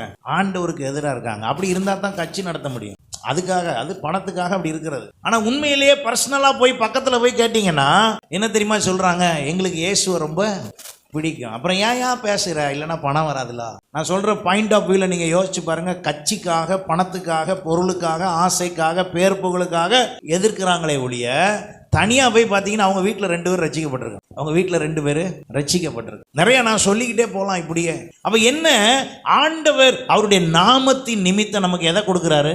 அவருடைய கிருபையை கொடுக்கிறார். அல்லேலூயா. அந்த கிருபையை அவர் கொடுத்திருக்கும் போது அதுல அழகா சொல்றாரு பாருங்க, நான் என்னை இவர்களுக்கு வெளிப்படுத்தி. அப்ப இவங்க யாரும் அவரை என்ன செய்யல, தேடல. இஸ்ரவேல் ஜனங்கள் யாரும் அவரை என்ன செய்யல, தேடல. அவங்க எகிப்து தேசத்துல சில பேருக்கு பாருங்க அடிமையா இருக்கிறது கூட ஓகேன்னு இருக்காங்க. 400 வருஷம் வெளியே வர்றதை பத்தி யோசிக்கவே இல்லை. இவரா 400 வருஷம் ஆயிடுச்சு, நான் சொன்ன தேதி முடிஞ்சு போச்சு, நான் சொன்ன தேதி முடிஞ்சு போச்சு, அதனால நான் இவங்களை என்ன பண்றேன், இப்போ நான் வெளியே கொண்டு வரேன். 8ஆம் வசனம் பாருங்களேன். அவர்களோ என் சொல்லை கேட்க மனதில்லாமல் எனக்கு விரோதமாய் ரெண்டகம் பண்ணினார். அவரவர் தங்கள் கண்களால் நோக்கின அருவருப்புகளை தள்ளி போடாமலும் எகிப்தின் நரகலான விக்கிரகங்களை விடாமலும் இருந்தார்கள். ஆதலால் எகிப்து தேசத்தின் நடுவிலே என் கோபத்தை அவர்களிலே தீர்த்து கொள்ளும்படிக்கு நான் என் உக்கிரத்தை அவர்கள் மேல் ஊற்றுவேன் என்றேன். ஆனா ஊத்தல. அந்த அளவுக்கு இப்படி ஆயிப்போச்சே அப்படின்ற மாதிரி ஆண்டவர் யோசிச்சாராம். ஆகிலும் நான் என்னை இவர்களுக்கு வெளி. ஆனா பிளான் படி பார்த்தா என்ன பண்ணிடணும், இவங்கள பிளான் படி செஞ்சிருக்கிற செயலுக்கெல்லாம் நடந்துகிட்டு இருக்கிற விதத்தெல்லாம் பார்த்தா உண்மையிலேயே ஒரு நீதியா செய்யணும்னா என்ன பண்ணிட வேண்டியது? அவ்வளவு பெரியும் சொல்லுங்க, வசனத்தின்படியே சொல்லுங்க. 8ஆம் வசனம் கடைசி பகுதி. தீர்த்து கொள்ளும்படிக்கு உக்கிரத்தை அவர்கள் மேல் ஊற்றுவேன் என்றேன். ஆனாலும் அந்த கிருபைங்கிற இடம் அதாங்க, நம்ம ரொம்ப தண்டனைக்கு சரியான ஆள் தான். நம்மளை தூக்கு தண்டனையில போடுற அளவுக்கு கூட நம்மள்ட்ட நிறைய விஷயம் இருக்குதான். ஆனா அவர் என்ன சொல்றாரு, ஒரு வாய்ப்பு வேணா கொடுக்குறேன்னு. அந்த வாய்ப்பு தாங்க கிருபை. ஒரு வாய்ப்பு தராரு பாருங்க, ஒரு சான்ஸ். பாவம் பண்றதுக்கு இல்ல, அவரை நோக்கி வருவது. அல்லேலூயா. நிறைய பேர் இன்றைக்கு கிருபைய பாவ பெருக்கத்துக்கு வச்சிருக்கிறாங்க. கிருபை பாவ பெருக்கத்துக்கு இல்ல, கிருபை பரிசுத்தத்தில் நிலைத்திருப்பதற்கு உண்டாகிறது. அல்லேலூயா. இப்போ ஒரு இடத்துக்கு போறேன்னா ஸ்கேன் பண்ணுது. ஸ்கேன் பண்ணி என்ன சொல்லுதுன்னா, இவர்கிட்ட ஏதாவது ஆயுதம் இருக்கா? இந்த ஏர்போர்ட்ல ஐயோ ஏன் கேட்கீங்க, பெல்ட் ஷூ எல்லாத்தையும் கழட்டி வைக்க சொல்லுதான். ரொம்ப சந்தேகம் வந்துருச்சுன்னு வைங்கன்னா சைடில் ஒரு ரூம் வச்சிருப்பான், ட்ரெஸ்ஸை கூட கழட்டி காட்டும். எதுக்கு? அவனுக்கு ஏதாவது சந்தேகம் வந்துருச்சு அப்படின்னா கழட்டி அவனுக்கு காமிச்சா தான் முடியும். பெல்ட்டு நிறைய தடவை நான் போகும்போது வாட்சு, பெல்ட்டு, ஷூவு எல்லாம், பர்ஸு எல்லாத்தையும் அந்த மிஷினில் தூக்கி வைக்கணும். அந்த மிஷினுக்குள்ளே போய் வந்த பிறகு அவன் ஓகே இவர்கிட்ட ஒன்றும் இல்லை அப்படின்னு சொன்ன பிறகு தான் எங்கே போக முடியும். நான் தான் டிக்கெட்டுக்கு காசு கொடுக்குறேன், ஃப்ளைட்டுக்கு டிக்கெட்டுக்கு காசு நம்ம கொடுக்குறோம், எல்லாமே நம்ம காசு. ஆனாலும் அவன் என்ன செய்ய மாட்டான், விட மாட்டான். ஏன்னா அங்கே அப்படி பட்டதெல்லாம் வேண்டாம். இப்போ அது மாதிரி நம்ம ஆண்டவர்கிட்ட சில விஷயத்துக்கு வரும்போது ஆண்டவர் இப்போ என்ன பண்றாருன்னா ஒரு ஸ்கேனை போடுறாரு. உண்மையிலேயே அந்த ஸ்கேன் ரிப்போர்ட் வந்துச்சுன்னு வைங்க, நம்மெல்லாம் தாங்க மாட்டோம். ஆனா அவர் எப்படி ரிப்போர்ட் கொடுக்காரு பாருங்க, யூ ஆர் மை சைல்டு அப்படின்னு கொடுக்காரு ரிப்போர்ட். உள்ள நுழையும் போது ரிப்போர்ட்டுக்கு நுழையும் போது வேற மாதிரி இருக்கு, ஆள் வேற மாதிரி தான். உள்ள ஸ்கேன் ஆயிட்டு வெளியே ரிப்போர்ட் எப்படி வருதுன்னா, யூ ஆர் மை சைல்டு, என் ரத்தத்தினால கழுவிட்டேன், நான் சுத்தம் பண்ணிட்டேன், நீ நீதிமான். என்ன ஸ்கேனர் பாருங்க, அந்த ஸ்கேன் தாங்க கிருபை. அல்லேலூயா. அதுதான ஒரு தடவை ஸ்கேன் பண்ணி விட்ட பிறகு திரும்ப திரும்ப என்ன செய்யக்கூடாது, அதுதான் நம்ம பண்ற தவறு. அங்கதான் பிசாசினுடைய தந்திரம். என்னன்னா, அவர் கிருபை இருக்குல்ல, நேத்து பாவம் பண்ணும்போது இன்னைக்கு மன்னிச்சாரு தானே, நாளைக்கு பாவம் பண்ணாலும் என்ன செய்வாரு. இப்படி சொல்லி கிருபையை தப்பான விதத்துல சொல்லி கொடுத்து கொண்டிருக்கிற யூடியூப் நிறைய இருக்கு, போயிடாதீங்க அதுல. கிருபை எதற்கு? இந்த ஸ்கேன் பண்ணா அங்கிட்டு போகலாம், இந்த ஸ்கேன் ரிப்போர்ட் ஒழுங்கா இருந்தா அந்த பக்கம் போகலாம். இப்ப நான் பாவத்திலும் அக்கிரமத்திலும் மிகுந்திருக்கிறேன், இப்ப ஆண்டவர் என்னை அங்க வான் கூப்பிடுறாரு, போகணும். அதுக்கு இந்த ஸ்கேன் ரிப்போர்ட்டை மாத்தி கொடுத்து என்னை எங்க அனுப்புறாரு? எத்தனை பேர் நான் சொல்றது புரியுது? ஸ்கேன் ரிப்போர்ட்டை மாத்தி கொடுத்து வேற மாதிரிலாம் ரிப்போர்ட் வந்திருக்கணும். ஆனா ஒரு ரிப்போர்ட்டையும் கொடுக்காம அவர் தம்முடைய கிருபையின் மூலமாக அந்த ஸ்கேன் ரிப்போர்ட்டை பெஸ்ட் ஆக்கி அங்க விட்டுறாரு. அங்க விட்ட உடனே அவர் என்னை அபிஷேகிக்கிறார், அவர் என்னை நிரப்புகிறார், அவர் என்னை உடனே அவருடைய ஊழியக்காரனை ஆக்குறாரு, அவர் உடனே என்னை தகுதிப்படுத்துகிறார், உடனே என்னை நீதிமான ஆக்குகிறார், உடனே அவர் பிள்ளைன்னு சொல்றார். நிமிஷத்துல எப்படி சொன்னீங்க? அதான் அது எதுக்காக செய்யறாராம்? அவருடைய நாமத்தின் நிமித்தம். நான் என்னை இவர்களுக்கு வெளிப்படுத்தி இவர்களுக்கு முன்பாக என் நாமம் என்ன பாருங்க, அவர் வேலைய அவர் பரிசுத்தம் குலைச்சல் ஆகாம இருக்கிறதுக்கு என்னெல்லாம் நம்மள்கிட்ட வந்து அட்ஜஸ்ட் பண்ண வேண்டியிருக்கு பாருங்க. இப்ப உங்களை என்ன அப்படிதான் நடத்திட்டு இருக்கிறார். ரட்சித்துட்டேன், இவங்க மூலமா என்ன செஞ்சிடக்கூடாது, பரிசுத்த குலைச்சல் ஆயிடக்கூடாதுன்னு சொல்லி சில நேரம் வந்து நம்மளை தாஜா பண்றாரு. எத்தனை பேர் நான் சொல்றது புரியுது? தாஜா பண்றாருன்னு அர்த்தம் என்ன? நம்மளை கண்டும் காணாம அப்படியே அட்ஜஸ்ட் பண்ணி ஏத்துக்கிட்டு சரி சரி வா வா இப்படியாவது பார்த்துக்குவோம், சரி பண்ணிடலாம் விடு அப்படின்னு நம்மளை இன்னே வரைக்கும் கர்த்தர் நடத்தி கொண்டிருக்கிறார். அல்லேலூயா. அதுக்காக அப்படியே போய்கிட்டே இருக்கக்கூடாது. கொஞ்சம் கொஞ்சம் பக்கத்துல வருவோம், கொஞ்சம் நெருங்கி வருவோம், கொஞ்சம் அவருக்கு பிடிச்சது இப்படிதான்னா அதை கொஞ்சம் என்ன செய்வோம். நீங்க தொடர்ந்து வாசிப்பீங்கன்னா 44ஆம் வசனம் பாருங்க. இஸ்ரவேல் வம்சத்தாரே, உங்கள் பொல்லாத வழிகளுக்கு தக்கதாகவும் உங்கள் கெட்ட கிரியைகளுக்கு தக்கதாகவும் நான் உங்களுக்கு செய்யாமல் என் நாமத்தின் நிமித்தம் உங்களுக்கு கிருபை செய்யும் போது நான் கர்த்தர் என்று அறிந்து கொள்வீர்கள் என்கிறதை கர்த்தராகிய ஆண்டவர் உங்களுக்கு உரைக்கிறார் என்று சொல் என்றார். நான் இப்படியெல்லாம் உங்களுக்கு கிருபை கொடுத்து மன்னிச்சு அப்படி உங்களை ஏத்துக்கிறேங்கிறத வச்சாவது நீங்க என்ன புரிஞ்சுக்கணும், என் நாமத்தின் நிமித்தம் உங்களுக்கு என்ன செய்யறேன், கிருபை செய். அப்ப நாம் எல்லாரும் இன்றைக்கு கர்த்தருடைய பிள்ளைகளா இருப்பது எது நிமித்தமாக? அவருடைய நாமத்தின் நிமித்தமாக. அப்ப பிள்ளையா இருந்து அவர் நாமத்துக்கு என்ன மகிமை வருதுன்னு பார்க்கணும்ல. பிள்ளையா இருந்து அவர் நாம மகிமைக்கு என்ன செய்யறோம்? சில நேரம் ஊருக்குள்ள சொல்லுதாங்க, இந்த பிள்ளை நிமித்தமா என் பேரே என்ன செஞ்சு போச்சு, கெட்டு போச்சு. சில பிள்ளைய பத்தி சில அம்மாமார் அப்பாமார் சொல்லுவாங்க. ஏன் சொல்றாங்க?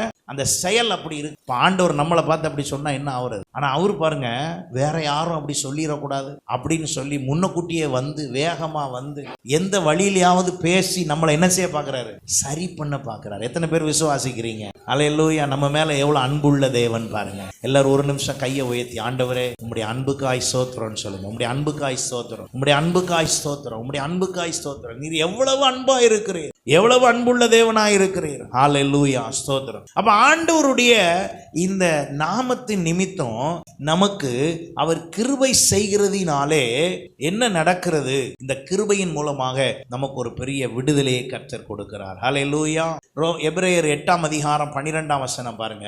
ஏனெனில் நான் அவர்கள் அநியாயங்களை கிருபையாய் மன்னித்து அவர்கள் பாவங்களையும் அக்கிரமங்களையும் இனி நினையாமல் இருப்பேன் என்று கர்த்தர் சொல்லுது. இந்த நாமத்தின் நிமித்தம் கிருபை என்ன செய்யுதுன்னா, அவர் உங்கள்கிட்ட வரும்போது ஒரு நாளும் பழச பத்தி என்ன செய்ய மாட்டார். ஆமா, நம்ம பக்கத்துல போனா என்ன செய்யறோம், நம்ம யார் பக்கத்துலயாவது போனா என்ன செய்யறோம், பழச நல்லா பேசுறோம். ஆனா ஆண்டவர் என்ன செய்ய மாட்டாராம், பழசெல்லாம் பேச மாட்டார். அவர் மன்னிச்சுட்டாருன்னா மன்னிச்சுட்டாரு தான், விட்டுட்டாருன்னா விட்டுட்டாரு தான். நம்மளும் அதே மாதிரி ஒருத்தருக்கு ஒருத்தர் என்ன செஞ்சிருவோம், எல்லாத்தையும் விட்டுருவோம். ஆமேன். எத்தனை பேர் நான் சொல்றது புரியுது?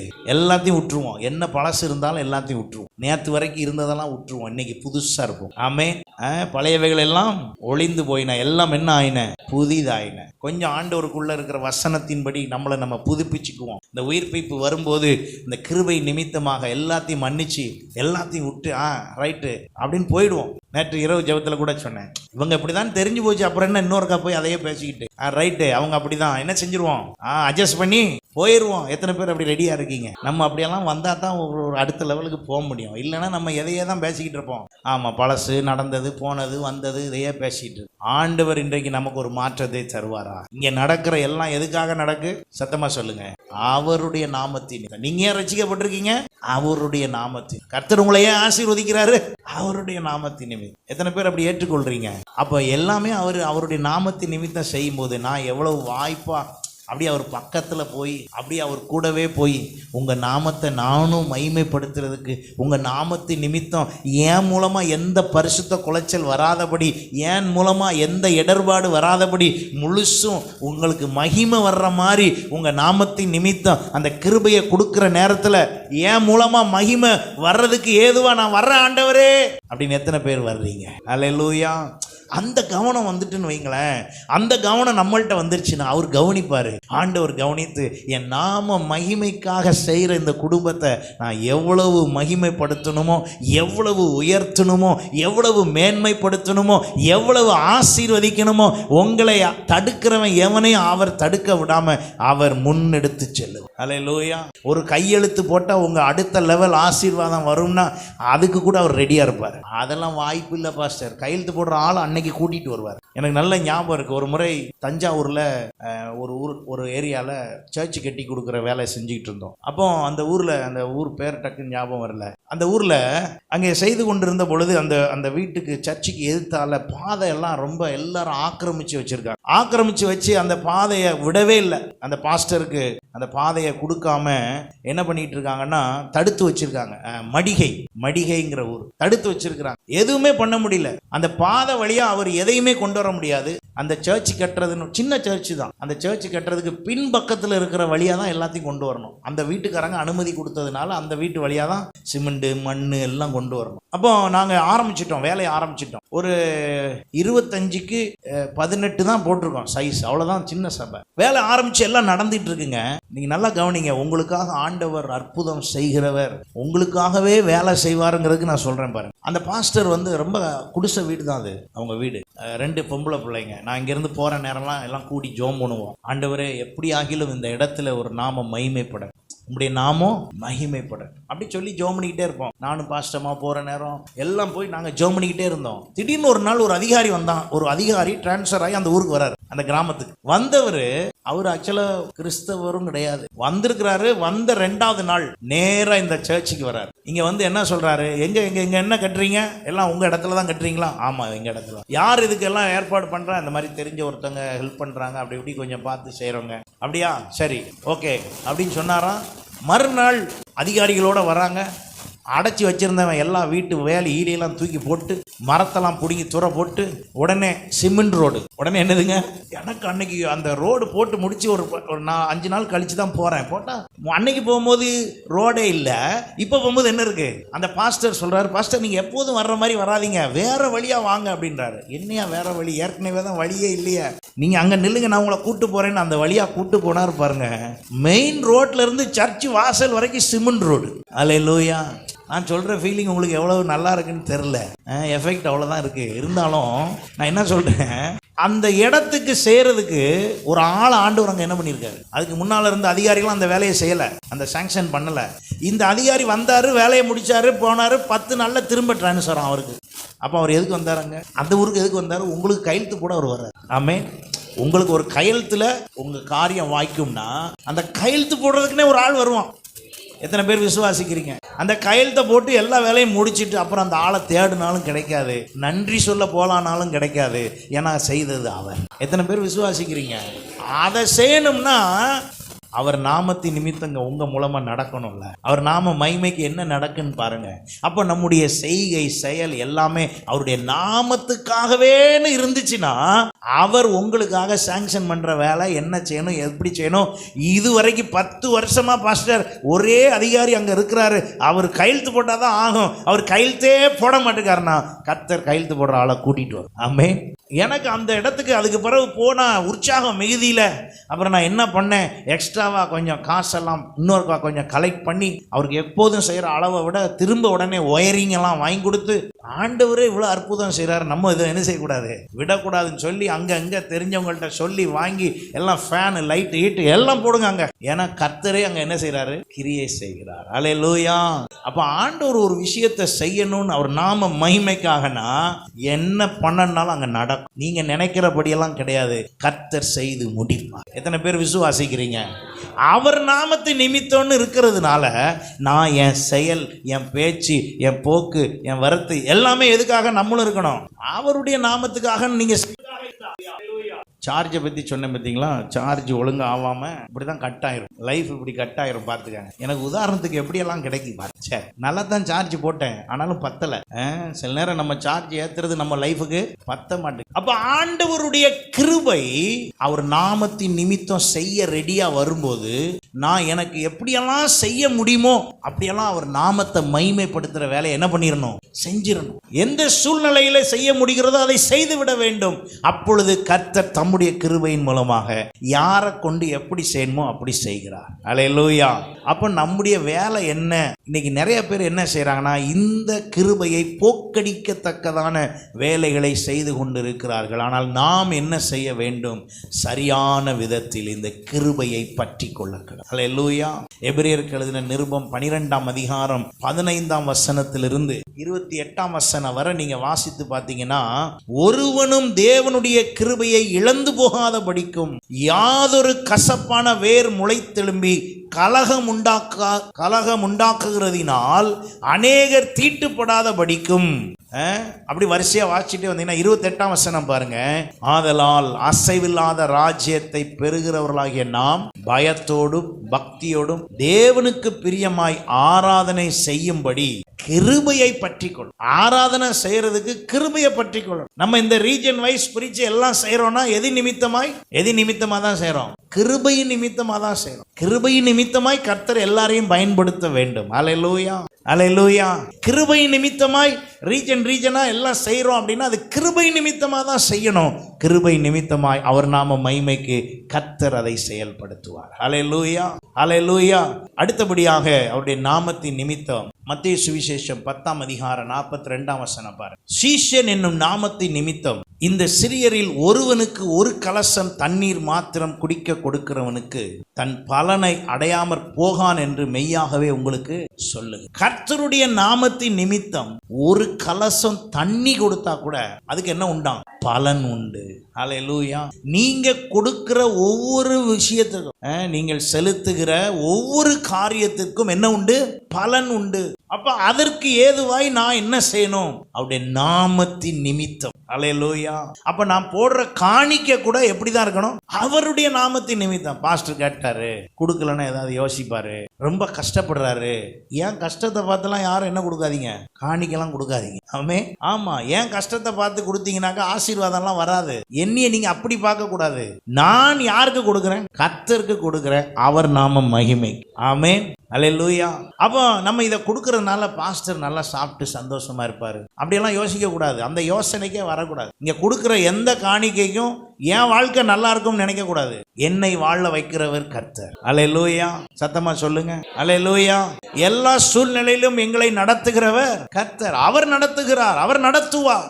அப்போ நான் செய்கிற ஒரு கலசம் தண்ணீர் கூட, ஒரு கலசம் தண்ணீர் கூட. லூக்கா 9:48 பாருங்க. அவர்களை நோக்கி, இந்த சிறு பிள்ளையை என் நாமத்தின் நிமித்தம் ஏற்றுக்கொள்ளுகிறவன் என்னை ஏற்றுக்கொள்ளுகிறான், என்னை ஏற்றுக்கொள்ளுகிறவன் என்னை அனுப்பினவரை ஏற்றுக்கொள்ளுகிறான். உங்கள் எல்லாருக்கும் எவன் சிறியவனா இருக்கிறானோ அவனே பெரியவனா இருப்பான் என்று சொல்லி வரிசை அப்படியே சொல்லிட்டே வரும்போது அவர் சொல்றார், என் நாமத்தின் நிமித்தம் நீங்க செய்யற எல்லாத்துக்கும் என்ன உண்டு? பலன் உண்டு. ஹல்லேலூயா. அப்ப ஆண்டவருடைய நாமத்தின் நிமித்தம் இன்றைக்கு நாம் செய்கிற எல்லாவற்றிற்கும் கர்த்தர் பலனை கொடுக்க விரும்புகிறார். அந்த பலனை நாம் பெறுவதற்கு ஏதுவாய் செய்ய வேண்டும். மத்தேயு சுவிசேஷம் 6:2 பாருங்க. ஆகையால் நீ தர்மம் செய்யும் போது கர்த்தர் தன் நாமத்தின் நிமித்தம் பலனை தரணுங்கிறத நம்ம எதிர்பார்த்தா, நம்ம ஒரு விஷயத்தை செஞ்சிட்டு நான் இப்படி செய்வேன், நான் செஞ்சா கரெக்டா செய்வேன், நான் அப்படி ஆக்கும், நான் இப்படி ஆக்கும், அப்படியெல்லாம் ஒன்றும் என்ன செய்யக்கூடாதான், பெருமையா பேசக்கூடாது. ஒரு ஹெல்ப் பண்ணா கூட, யாருக்காவது ஹெல்ப் பண்ணா கூட அதை பெருசா சொல்லி காட்டணும்னு அவசியமே. சில பேரை ஸ்டார்ட் பண்ணி விட்டீங்கன்னா சொல்லுவாங்க, நானாகும் அவங்களுக்கு இதெல்லாம் செஞ்சு கொடுத்தேன், நான் தான், என்னாலதான் அவன் அப்படி இருக்கான் அப்படின்ட்டுருவோம். அப்படிலாம் சொல்லக்கூடாது. ஏன் சொல்லக்கூடாது? அப்படி சொல்லிட்டா பலன் வராதான். ஏன்னா நீங்கள் அந்த காலத்திலே அந்த நேரத்திலே ஒரு உதவி செய்யும்படி கர்த்தர் உங்களுக்கு வாய்ப்பு கொடுத்திருக்கிறார். நீங்க உதவி செஞ்சிருக்கிறீங்க, அந்த உதவி செய்து முடிந்தாயிற்று.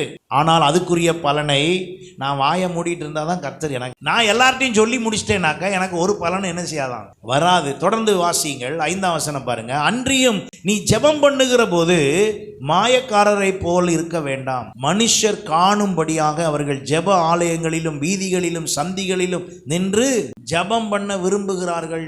ஆமா, ஜெபம் பண்ணி ஆன்லைன்ல போட்டு எல்லாம் ஊருக்கே போட்டு ஆன்லைன்ல எல்லாம் ஜெபம் பண்ணுங்க, எல்லாம் ஜெபம் பண்ணுங்கன்னு ஆன்லைன்ல போட்டு ஜெபம் பண்ணி எல்லாம் முடிச்சு எல்லாம் பண்றதுனால ஒரு பிரயோஜனமும் இல்லையா. அங்க என்ன சொல்லி இருக்குது பாருங்க, அவர்கள் தங்கள் பலனை அடைந்து தீர்ந்ததென்று மெய்யாகவே உங்களுக்கு சொல்லுகிறேன். 16 பாருங்க. நீங்கள் உபவாசிக்கும் போது மாயக்காரரை போல முகவாடலாய் இராதேயுங்கள். என்னங்க ஒரு மாதிரி டல்லா இருக்கீங்க, ஒரு 40 நாள் ஃபாஸ்ட் அப்படின்னு என்ன செய்யக்கூடாதான், சொல்லக்கூடாது. அன்னைக்கு என்ன செய்யணுமா பாருங்க, அவர்கள் உபவாசிக்கிறதை மனுஷர் காணும் பொருட்டாக தங்கள் முகங்களை என்ன செய்கிறார்கள், அப்படியே சிம்பத்தி கிரியேட்னு சொல்லுவோம்ல, 4 பேர் முன்னால் அப்படியே என்னங்க நல்லா ஜெபம் பண்ணி டயர்ட் ஆயிட்டேன், நைட்டு ஃபுல்லா பாருங்க தூங்குறதே இல்லை, என்ன பண்ணிக்கிட்டே இருப்பேன், ஜெபம் பண்ணு அப்படின்னு யார்கிட்ட என்ன செய்யக்கூடாதான், சொல்லக்கூடாது. நீங்க எப்ப ஜெபம் பண்றீங்க, எதுக்கு ஜெபம் பண்றீங்க, எந்த விதமா ஜெபம் பண்றீங்க, எதையுமே யார்கிட்ட என்ன செய்யக்கூடாது, சொல்லக்கூடாது. ஏன் சொல்லக்கூடாது?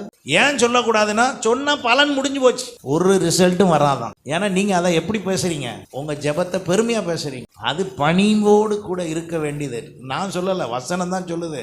அவர்கள் தங்கள் பலனை அடைந்து தீர்ந்ததென்று மெய்யாகவே உங்களுக்கு சொல்லு. அப்போ என் ஜெபத்தினால ஒன்றும் வாய்க்க போறது இல்லை, ஆனா நான் ஜெபம் பண்ணணும். என் பரிசுத்தத்தினால அங்க ஒன்றும் பெருசா ஆக போறது இல்லை, ஆனா நான் எப்படி இருக்கணும், பரிசுத்தமா இருக்கணும். அப்ப எல்லாம் எதனால நடக்கு, அவர் நாமத்தின் நிமித்தம் நடக்கு. ஒரு ஆமென் சொல்லுங்க. எல்லாம் அவர் நாமத்தின் நிமித்தம் நடக்குது. அப்ப எனக்கு வருகிற எல்லா பலனும் அவர் நாமத்தின் நிமித்தம் எனக்கு வருகிறதை ஒழிய என் செயலினால் அல்ல. அப்ப என் செயல் அவசியம், ஆனால் வருவது எதால், அவர் நாமத்தின் நிமித்தம் தான் வருது. ஒரு நாளும் என் செயலினால இது நடந்துருச்சுன்னு சொல்லி ஒரு நாளும் பேசவே கூடாது. பேசினால் பலன் வராமல் போய்விடும், நன்மை நடக்காமல் போய்விடும், ஆசீர்வாதம் வராமல் போய்விடும். அப்போ என்னால் ஒன்றும் அல்ல, அவர் நாம மகிமைக்காக, அவர் நாமத்தின் நிமித்தம் எல்லாம் நடக்கிறது. அல்லேலூயா. எத்தனை பேர் அப்படி ஒருவேளை இதுவரைக்கும் பேசிட்டு இருந்தீங்கன்னா கவலைப்படாதீங்க, மாத்திக்குவோம். ஆமென். இனி அவர் நாமத்தின் நிமித்தம் நடப்பதை மாத்திரம் சொல்லு, நாம் செய்வதினால் அல்ல. அல்லேலூயா. நான் இன்னும் சொல்லி கொண்டே போகலாம். அப்ப நம்முடைய வாழ்க்கையில ஆண்டவர் நம்மை என்ன செய்ய விரும்புகிறார், அவர் நாமத்தின் நிமித்தம் உண்டாகிற விஷயத்தை அவர் நமக்கு பூரணமான பலனை பெறுவதற்கு, ஹல்லேலூயா ஹல்லேலூயா, நமக்கு பெற கர்த்தர் உதவி செய்கிறார். கடைசியாக அப்போஸ்தலர் 9:16 அவன் என்னுடைய நாமத்தின் நிமித்தம் எவ்வளவாய் பாடுபட வேண்டும் என்பதை நான் அவனுக்கு, இவ்வளவு நேரம் நல்லா சொல்லிட்டு வந்தீங்க பாஸ்டர், கடைசியா இது என்னது, பாடுபடணும். பவுல் என்பவனை கர்த்தர் அழைத்தார். அப்போஸ்தலர் 9ஆம் அதிகாரம் முதல் 5 வசனத்துல பாத்தீங்கன்னா ஒரு பெரிய ஒளி வந்தது. இப்ப சவுலா வந்துகிட்டு இருக்கிறவர் இப்ப சந்திக்கப்படுறார். சந்திக்கப்பட்ட உடனே இந்த பவுலை குறித்து நிறைய வேதம் சொல்லுகிறது. அவரை மாதிரி ஒரு பெரிய ஸ்காலர் யாரும் கிடையாது. அவர் சாதாரண ஆள் கிடையாது, ரொம்ப படித்தவர். பேதுரு ஒரு முறை பேதுருவை கொலை செய்யணும்னு ஒரு குரூப் வரும்போது கமாலியல்ங்கிறவர் தான் போய் தடுத்தார். அந்த கமாலியலினுடைய குரூப்ல ஸ்டடி பண்ணவர் தான் இவர். இப்போ சில நேரம் பாருங்களேன், சில காலேஜில் படித்தோம்னு சொன்னா, திருச்சினா கேம்பியன் ஸ்கூல்ல படிச்சேங்க அப்படின்னா ஒரு என்ன உண்டாகும், ஒரு பெருமை உண்டாகும். சூப்பர் சூப்பர் அப்படின்னுவாங்க. அது மாதிரி பவுல் வந்து அதுக்கு மேல ஒரு ஆளே கிடையாது. அப்படி ஒரு ஆள்கிட்ட என்ன பண்ணவர், ட்ரைனிங் ஆனவர். இப்ப இவர் ஆண்டவர் சந்திச்சிட்டார். ஆனா இவருக்கு யாரை பத்தி தெரியும்னா கிறிஸ்துவை குறித்து தெரியும். ஆனா வந்திருக்கிறவர் தான் கிறிஸ்துன்னு, அதாவது இயேசு தான் கிறிஸ்துன்னு தெரியாது. இயேசுங்கிறது மாம்ச பெயர், கிறிஸ்து என்பது தேவனால் நியமிக்கப்பட்ட பாத்திரம். அதனாலதான் அவர் பேர் என்ன பேரு, இயேசு கிறிஸ்து. இப்ப வந்திருக்கிற இயேசுவை யூதர்கள் என்ன செய்யல, ஏற்றுக்கொள்ள. ஆனா அவங்க எதை நம்பிட்டு இருக்காங்க, கிறிஸ்துவை நம்பிக்கொண்டு இருக்கிறார்கள். இப்ப இந்த பவுலும் அது போலதான் கிறிஸ்துவை குறித்த தெளிவு உண்டு, ஆனா வந்தவர் தான் கிறிஸ்துன்னு தெரியாது. இப்ப சந்திப்பு நடக்குது. சந்திப்பு நடந்த உடனே இப்ப அவர் சொல்றாரு, நீ துன்பப்படுத்துகிற இயேசு நானே. நான் எப்பயா இயேசுவை துன்பப்படுத்தினேன், இயேசுன்னு சொல்லிக்கிட்டு இருக்கிறவனை தானே அடிச்சுக்கிட்டு இருக்கிறேன் அப்படின்ன உடனே இயேசு அவனோடு பேசினார். நீ துன்பப்படுத்துகிற இயேசு. உடனே அவர் வேற ஒண்ணுமே பேசலங்க. நான் என்ன செய்ய, அதுக்கு பதில் தான் இது. நான் என்ன செய்ய சித்தமாயிருக்கிறீர், அதுக்கு பதில் என்னதுன்னா, என் நாமத்தின் நிமித்தம் அவன் எவ்வளவாய் பாடுபட வேண்டும் என்பதை நான் அவனுக்கு, அதான் என் நாமத்தின் நிமித்தம் பாடுதான். நான் நீ வர வேண்டிய ஆள், நீ இவ்வளவு நாள் பாடுபடுத்தினல்ல, இப்ப நீ எனக்காக என்ன செய்ய போற, பாடுபட போற. ஏன்னா இந்த மேட்டரை பாடுகளின் வழியா சொன்னா தான் விஷயம் சரியா புரியும், சொகுசா சொன்னா புரியாது.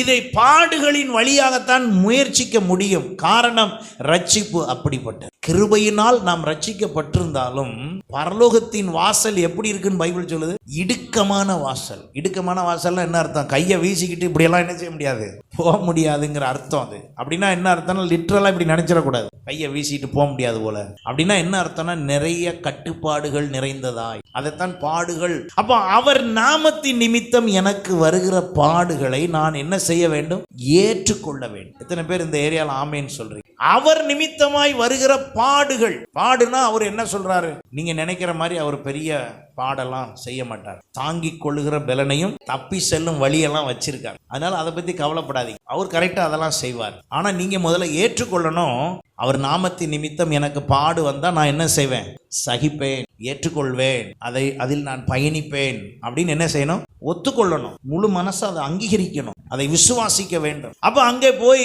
அங்க ஒரு நபரிடத்திலே ஆண்டவர் பேசுகிறார். எப்ப இங்க வா, நான் வந்து அந்த சவுல்னு ஒருத்தன் அடிச்சுக்கிட்டு இருந்தான் பாரு, அவனை அடிச்சு உட்கார வச்சிருக்கேன். யார்கிட்ட பேசுறாரு, அனனியான்னு ஒருத்தர்கிட்ட பேசுறாரு. நீங்க அந்த அதிகாரத்தை படிச்சீங்கன்னா தெரியும். அந்த அனனியா என்ன சொல்றாரு, ஐயோ அந்த ஆளா, அவன் ஊரே அடிச்சுக்கிட்டு கிடக்குறான், அவனை போய் சந்திக்க சொல்றீர அப்படின்னு அனனியா யார்கிட்ட சொன்னான், ஆண்டவர்கிட்ட சொல்லும் போதுதான் ஆண்டவர் பதில் சொல்றாரு, நீ நினைக்கிற மாதிரி கிடையாது. அதற்கு அனனியா, ஆண்டவரே, இந்த மனுஷன் எருசலேமில் உள்ள உம்முடைய பரிசுத்தவான்களுக்கு எத்தனையோ பொல்லாங்குகளை செய்தான் என்று அவனை குறித்து அநேகரால்.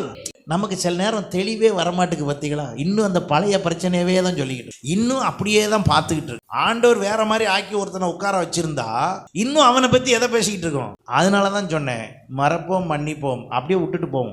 இவங்க அப்படித்தான் தெரிஞ்சு அப்படிங்கிற மாதிரி இருக்கணும், யோசிக்கணும். இப்ப இந்த அனனியாவுக்கு அது தெரியல, யாரை பத்தி தெரியல. அங்க இருக்கிற சவுல் தேவனால் சந்திக்கப்பட்டு இப்போ உட்கார்ந்துருக்கான்னு யாருக்கு தெரியல, அனனியாவுக்கு தெரியல. அப்பதான் ஆண்டவர் அவன்கிட்ட பேசுறாரு, இங்கேயும் உம்முடைய நாமத்தை தொழுது கொள்கிற யாவரையும் கட்டும்படி அவன் பிரதான ஆசாரிகளால் அதிகாரம் பெற்றுதான் வந்துகிட்டு இருக்க தமஸ்கு. நீங்க போய் என்னைய யாரை போய் சந்திக்க சொல்றீங்க, அவனை போய் பாருன்றீங்களா ஆண்டவரே? எப்பா உனக்கு விவரம் தெரியாதுங்க, வா நான் சொன்ன கேளு. நிறைய நேரம் நமக்கு விவரம், எல்லாரும் சொல்லுங்க, நமக்கு விவரம் தெரியாது, கர்த்தர் சொல்லி தெரியும். ஆமா, தெரியாமலே நம்ம பேசிடுவோம், எல்லாம் பேசிடுவோம். அதற்கு கர்த்தர், நீ போ, அவன் புறஜாதிகளுக்கும் ராஜாக்களுக்கும் இஸ்ரவேல் புத்திரருக்கும் என்னுடைய நாமத்தை அறிவிக்கிறதற்காக நான் தெரிந்து கொண்ட இவருக்கு அந்த யோசனை வரல பார்த்தீங்களா? அனனியாவுக்கு வரல, ஆனா ஆண்டவருக்கு வந்திருக்கு. அதுதான் அவர் நாமத்தின் நிமித்தம். உங்களை குறித்து மற்றவர்கள் என்ன பேசுகிறார்கள் என்பதல்ல, உங்களை குறித்து அவர் ஒரு திட்டம் வச்சார். அந்த திட்டத்தின்படி அவர் செய்வாருங்க. அவன் என்னுடைய நாமத்தின் நிமித்தம் எவ்வளவாய் பாடுபட வேண்டும் என்பதை நான் அவனுக்கு காண்பிப்பேன். இப்ப நீ போய் பேசு. இப்ப இவர் யாருன்னா, இப்ப இவர் தான் அவனுக்கே அட்வைஸ் கொடுக்குற ஆளு. நேரா கொண்டே உட்கார வச்சுட்டார். இப்ப பவுல், நான் எவ்வளவு பெரிய ஆளு, ஒரு சாதாரண அனனியா வந்து என்கிட்ட பேச வராரா? பவுல் அடிச்ச அடியில அன்னைக்கே மாறிட்டார். நம்ம இன்னும் அடிச்சு மாறவே இல்லை. இன்னும் நம்ம என்ன பேசிட்டு தான் இருக்கோம்னா, எதையாவது அப்படி பெருசா தான் பேசிட்டு இருக்கோம். அவர் நாமத்தின் நிமித்தம் என்ன செய்யப்பட வேண்டும்? அல்லேலூயா, பாடுபட வேண்டும். லூக்கா 21:17 சொல்லுகிறது, என் நாமத்தின் நிமித்தம் எல்லாராலும் பகைக்கப்படுவீர்கள். என் நாமத்தின் நிமித்தம் எல்லாராலும் பகைக்கப்படுவீர்கள். அல்லேலூயா. இயேசு சொல்லுகிறார், என் நாமத்தின் நிமித்தம் எல்லாராலும் நீங்க என்ன செய்யப்படுவீங்க? பகைக்கப்படுவீங்க. ஏற்றுக்கொள்ளுவீங்களா? உங்களை பகைப்பாங்க, ஏற்றுக்கொள்வீர்களா? பகைக்கணும். ஆனாலும் 18ஆம் வசனம் பாருங்க, உங்கள் தலைமயிரில் ஒன்றாயிலும் அழியாது. அப்ப ஆண்டவர் தான் உதுத்துட்டாரு போல அப்படின்னு நினைச்சிடக்கூடாது. அர்த்தம் என்னன்னா, அந்த அளவுக்கு உங்களை ஆண்டவர் என்ன செய்கிறார்? பாதுகாப்பார். அல்லேலூயா. ஆனா விஷயம் என்னது? விஷயம் என்னது? நாமத்தின் நிமித்தம் பகைக்கப்படுவீர்கள். அதான் விஷயம். இந்த விஷயத்தை ஏத்துக்கிட்டாதான் எது நடக்கும்? 18ஆம் வசனமும் 19ஆம் வசனம், உங்கள் தலைமயிரில் இருந்து ஒன்றும் விழாதபடிக்கு, அந்த அளவுக்கு உங்கள் பொறுமையினால் உங்கள் ஆத்துமாக்களை, உங்க வேலை என்னன்னா, அவர் நிமித்தமா பாடு வந்துச்சுன்னா புலம்பாம, அழாம, கத்தாம, டக்குன்னு நேரா எதுக்கு நேரா போயிடணும்? என் ஆத்துமாவை காக்கிறதுக்கு என்ன உண்டோ அதுல வேலையை பார்க்கணும். எத்தனை பேர் நான் சொல்றது புரியுது? இதெல்லாம் பாடு வந்த உடனே புலம்பி தவிக்கப்படாது. அதையே சொல்லி பெருசா பேசக்கூடாது. பேசாம பாடை ஏற்றுக்கொண்டு சகித்து கொண்டு அந்த சிச்சுவேஷன்ல என்ன செய்யணும்னா, உங்க ஆத்துமாவை நீங்க என்ன செய்யணும்? காத்து கொள்ள வேண்டும். ஏன் காத்து கொள்ளணும்? இந்த பாடு மூலமா உங்க ஆத்துமா என்ன அடையலாம்? இடறல் அடையலாம். இந்த பாடு மூலமா உங்க ஆத்துமா வழி விலகி போகலாம். உங்கள் ஆத்துமாவில் இருள் அடையலாம். ஆகையினாலே கவனம், டக்குன்னு பாடு வந்த உடனே பாடு அது பாட்டுக்கு நடக்கட்டும், பாடு என் வாழ்க்கையில இருக்கட்டும், ஆனா நான் எங்க வந்துடணும்? என் ஆத்துமாவை காத்து கொள்வது. அல்லேலூயா. இன்றைக்கு கர்த்தர் நம்மை இது நிமித்தமாக, அல்லேலூயா, அப்ப அவர் அதை சொல்ல வருகிற விஷயம் என்னவென்றால், என் நாமத்தின் நிமித்தமாய் பாடுகள் இருக்கிறது. ரோமர் 8:18 அவர் சொல்லுகிறார், ஆதலால் இக்காலத்து பாடுகள் இனி நம்மிடத்தில் வெளிப்படும் மகிமைக்கு ஒப்பிடத்தக்கவைகள் அல்லவென்று என்ன. இக்கால பாடுகள் எதுவுமே வரப்போற மகிமைக்கு என்ன கிடையாது?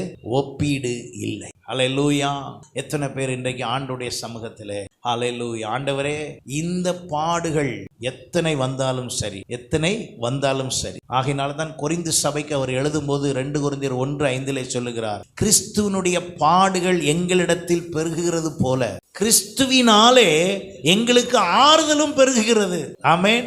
அப்போ கிறிஸ்துவின் நிமித்தம் பாடு பெருகும் போது அந்த பாடுகளை நான் ஏற்றுக்கொண்டால், அங்கீகரித்தால், அவர் நாமத்தின் நிமித்தமாய் வருகிற பாடுகளை நான் அங்கீகரிக்கும் பொழுது ஆறுதலும் எனக்கு அங்க என்ன செய்யுது?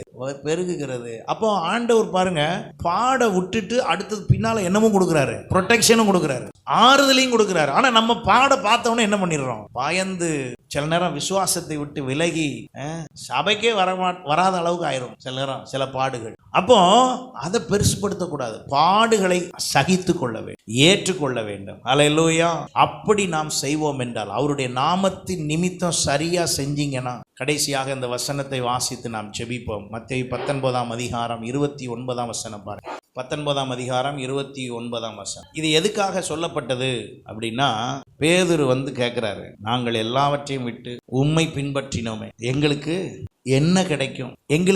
என்ன கிடைக்கும் அப்படின்னு சொன்ன பொழுது இயேசு அதற்கு பிரயுத்தரமாக, இந்த வசனத்துக்கு பதில் மத்தேயு 10 வாங்க, 10:28 வாசி. மார்க் 10:28 அவரை நோக்கி எல்லாவற்றையும் விட்டு உம்மை பின்பற்றினோமே என்று சொல்ல தொடங்கினார். நமக்கு எல்லாம் என்னன்னா, நான் இயேசுக்காக எல்லாத்தையும் விட்டுட்டு வந்துட்டேன், எனக்கு அவர் ஒன்றும் செய்ய மாட்டேங்காரு, இந்த மாதிரிலாம் என்ன செஞ்சிடக்கூடாது, சொல்லிடக்கூடாது. அவர் நாமத்தின் நிமித்தம், அவர் நாம மகிமைக்காக சரியா இருந்தா உங்க குடும்பத்தை, உங்களை ஆண்டவர் அவர் நாம மகிமைக்காக எல்லாத்தையும் செய்வார். அல்லேலூயா.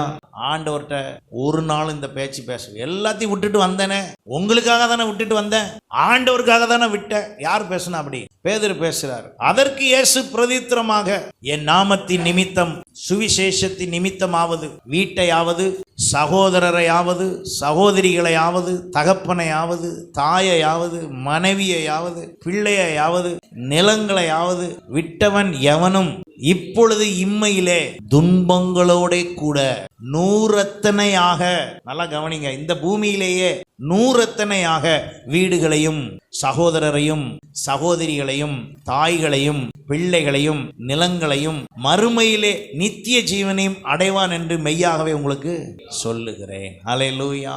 பாருங்க, ஆண்டவர் அவ்வளவு தெளிவா சொல்றார். விடும்போது எல்லாத்தையும் கரெக்டா சொல்றார். வீட்டையாவது, சகோதரியாவது, தகப்பனையாவது, தாயையாவது, மனைவியையாவது, பிள்ளையாவதுன்னு சொல்றாரு. ஆனா பெறும்போது எதை விட்டாரு?